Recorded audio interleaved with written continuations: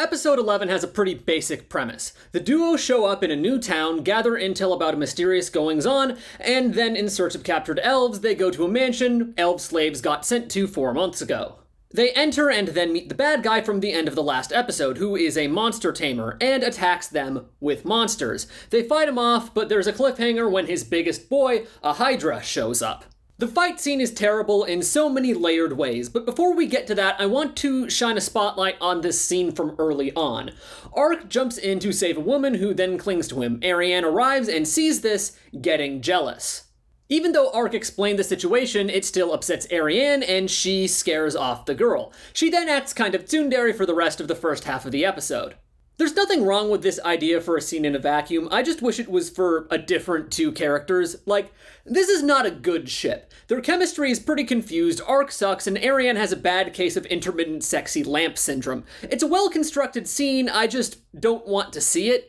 Alright, garbage fight scene time. So the first thing that happens is that this guy, the guy who has all the mind control rings, gets Ariane to turn against Ark. Ark thinks of how the guy with the mind control rings might have mind-controlled Ariane, and tries to uncurse her to remove any kind of spell. However, it doesn't work, and the guy with the mind control rings, whose thing is that he mind controls monsters with mind control rings, continues to laugh at Ark about how he wasn't paying attention, and Ark realizes there must be something persistent causing the mind control. It turns out it was caused by a monster that snuck inside Ariane's hood and placed a spell on her. Okay, so I get this was something I didn't expect, but it doesn't work. We felt it was obvious that it was the ring that was controlling her, so we didn't feel any sense of mystery, while the story took several minutes to build a sense of mystery. Then when we get the reveal, it just feels weird. No part about this works. Also, Ariane's gonna be asleep for the rest of the fight, so yay! To the story's credit, it made this guy really easy to hate. Fun to hate, too. He's the worst. He assaults women and feeds them to monsters, is generally obnoxious, and so on. So in the moment where Ark slices big monster in the middle of him talking,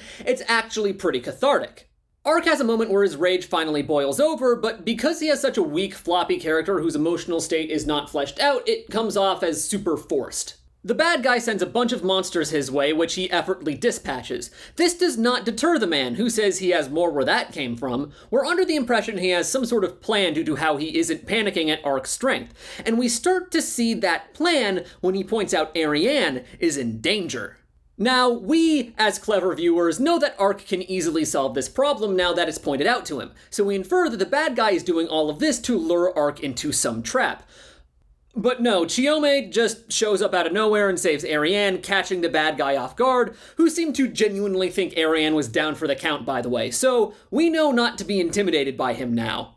Chiyome coming in was an alright twist. Ariane mentioned having an informant that helped her find this place, but when Ark asked who it was, she was in tsundere mode, so she didn't tell him. It's an alright reveal. I just wish it was for a moment that wasn't awful. Chiyome and her allies apparently killed the rest of this guy's monsters, something Ark would have been able to do himself clearly, but whatever, I guess. Now might be a good time to mention that the animation in this fight, and in the show as a whole, is pretty bad. I generally don't like to point this kind of thing out because working conditions in the anime industry are pretty rough, and cutting corners is something I totally understand. It's better than overworking people, but there are some questionable decisions. A big problem throughout the show is putting the animation into things other than the money shots and then having the money shots be pretty poorly animated, as well as a lot of times where there is CG and then 2D and then CG. And there's nothing wrong with a CG fight scene, but the fact that they'll just have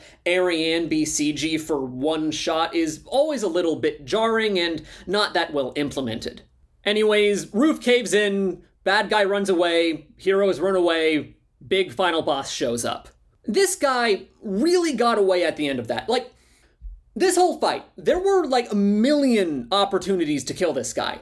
Ark even killed the enemy behind him while he was mid-speech. He easily could have landed that blow on the man himself.